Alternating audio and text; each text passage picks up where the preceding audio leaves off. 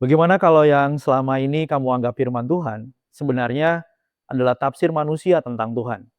Dan bagaimana kalau kebenaran yang kamu pegang bukan kebenaran yang absolut, tapi hasil cara seseorang membaca teks ribuan tahun yang lalu?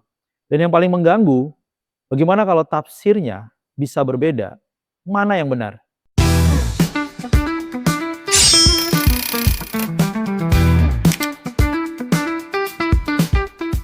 Selamat datang di Yang Nggak Boleh Ditanya. Hari ini, kita tidak membahas isi ajaran, tetapi bagaimana ajaran itu terbentuk. Bukan tentang apa yang tertulis, tapi bagaimana yang tertulis itu dibaca. Karena di titik ini, iman tidak lagi hanya soal percaya, tapi soal siapa yang kita percaya. Ketika mereka mengatakan ini dari Tuhan, ini arti dari Tuhan, maka setiap teks butuh pembaca. Dan setiap pembaca membawa sesuatu, membawa budaya, membawa bahasa, membawa pengalaman, membawa kepentingan. Kitab suci ditulis dalam konteks dunia kuno. Ketika kita berbicara tentang Alkitab, Alkitab ditulis dalam bahasa Ibrani, Aram, dan juga bahasa Yunani. Ketika kita membacanya hari ini dengan bahasa modern, logika modern, dan nilai modern, jadi muncul sebuah pertanyaan. Apakah kita benar-benar membaca teks itu, atau kita membaca diri kita sendiri di dalam teks itu? Satu kitab melahirkan banyak tafsir. Satu iman melahirkan banyak denominasi.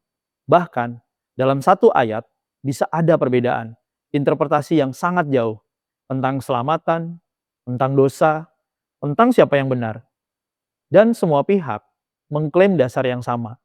Jadi, apakah masalahnya pada teksnya atau pada cara kita membacanya?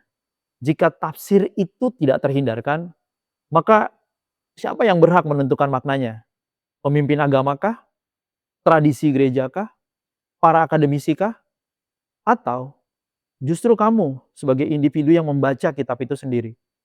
Sejarah menunjukkan otoritas sering berpindah dari sebuah institusi ke reformasi, ke interpretasi pribadi. Dan di setiap fase selalu ada konflik tentang siapa yang benar.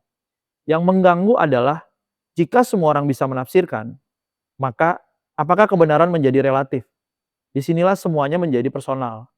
Jika ajaran adalah hasil tafsir manusia, lalu apa yang sebenarnya kamu percayai? Apakah kamu percaya kepada Tuhan atau kepada cara seseorang menjelaskan Tuhan? Dan jika tafsir itu bisa salah, bagaimana kamu tahu bahwa imanmu tidak dibangun di atas kesalahan? Ini bukan lagi pertanyaan teologis, ini pertanyaan eksistensial. Ini tentang fondasi hidup kamu sendiri.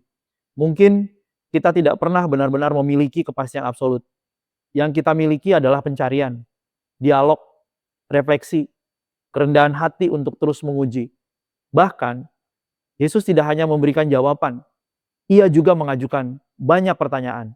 Mungkin iman bukan tentang memiliki semua jawaban, tapi tentang bagaimana kita berani hidup dengan pertanyaan yang belum selesai.